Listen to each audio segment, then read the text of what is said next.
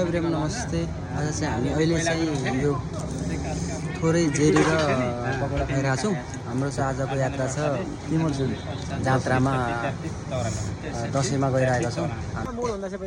सायबाट 1 kilometre हिँड्नु पाएन केटाहरूलाई भिडियो र फोटो खिच्नै पर्ने। त्यसपछि यहाँबाट हेर्नु सक्नुहुन्छ सापे देख्नु सक्नुहुन्छ यहाँबाट चौकी।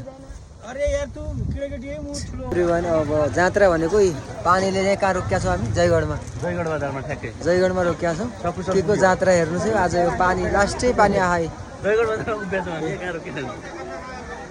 रोकिया छ पानीले चाहिँ। अब जात्रा हुन्छ थाहा छैन तर पानी चाहिँ लास्टै परिरहेको।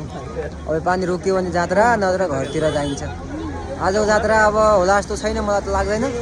अब यो पानीले गर्दा यो जात्रा चाहिँ सम्भव छैन। यो पानी रोकेला जस्तो छैन। हजुर हेर्न सक्नुहुन्छ यो पानीको थोपा चाहिँ ठुला छ। रोडमा बाइक राख्दै माथि जात्रा हुने ठाउँ चाहिँ निस्किँदैछौँ। यो चाहिँ हेर्नुहोस् यो पानी आफै आइरहेको छ।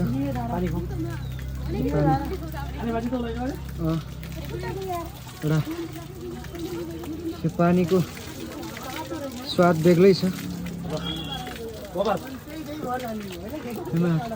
मान्छेहरू गइरहन्। अघि पानीले डिस्टर्ब गर्यो फेरि पानी रोकिएको छ। पानी रोकेसँगै मान्छेका राता पेला हरिया कपडा लगाएर मान्छे गइरहन्। पानीले चाहिँ डिस्टर्बिङ स्थल हो। हेर्नुहोस् यो पार्किङ स्थल यस्तो हालत पार्किङ स्थलको।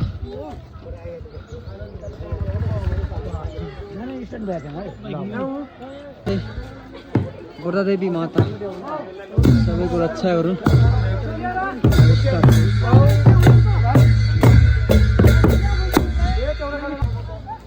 ल यो पब्लिक हेर्नु, यो पब्लिक देखि नसक्नु पब्लिक छ। यति धेरै पब्लिक छ पुरै छोडिदिनु। ल हेर्नु पब्लिक हेर्नु हेर्नु सक्नुहुन्छ। यति धेरै छन्। आज पानीले डिस्टर्ब गरेर पनि होला धेरै हुन्थ्यो होला सायद। आज झन् म माथिदेखि तलसम्म पुरै मान्छे छ। हामी चाहिँ अन्तिम अब आधा मान्छे चाहिँ उतै छन्। हामी त सकेर हिँडेको जात्रा टाइममै सकेर हिँडेको। अब हाम्रो चाहिँ टाइममा घर जानुपर्छ किनकि यिनीहरूको त कर्फ्यू लाग्छ अरे घरमा नआयो भने। मेरो त त्यस्तो छैन होइन।